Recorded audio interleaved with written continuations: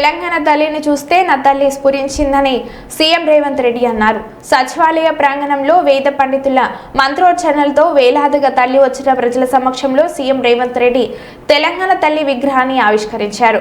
ఈ సందర్భంగా ఆయన మాట్లాడుతూ గత 10 సంవత్సరాలు తెలంగాణ తల్లి వివక్షకు గురైంది. ఈ తెలంగాణ తల్లిని చూసినప్పుడు చిన్నప్పుడు నా తల్లి ఏ విధంగా ఉండేదో కళ్ళకు కట్టినట్లు స్ఫూర్తించిందని పేర్కొన్నారు.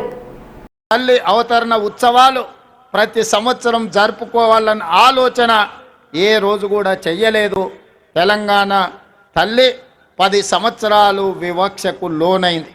అందుకే ఈనాడు మన అస్తిత్వానికి ప్రతీకైన మన సంస్కృతి సాంప్రదాయానికి బహుజనుల నుంచి పుట్టిన ఈ ఉద్యమం బహుజనులు పిడికిలి బిగించి సాధించుకున్న తెలంగాణలో బహుజనుల యొక్క ఆకాంక్ష మేరకు తండాలలో గూడాలలో మారుమూల పల్లెల్లో జనబాహుళ్యంలో ఉన్న తెలంగాణ తల్లి నాకు ఈ తెలంగాణ మాతృమూర్తిని చూసినప్పుడు చిన్నప్పుడు నా తల్లి ఏ విధంగా ఉండెనో నాకు ఈరోజు కళ్ళకు కట్టినట్టుగా ఈ తెలంగాణ తల్లి విగ్రహాన్ని చూస్తే నాకు స్ఫురించింది.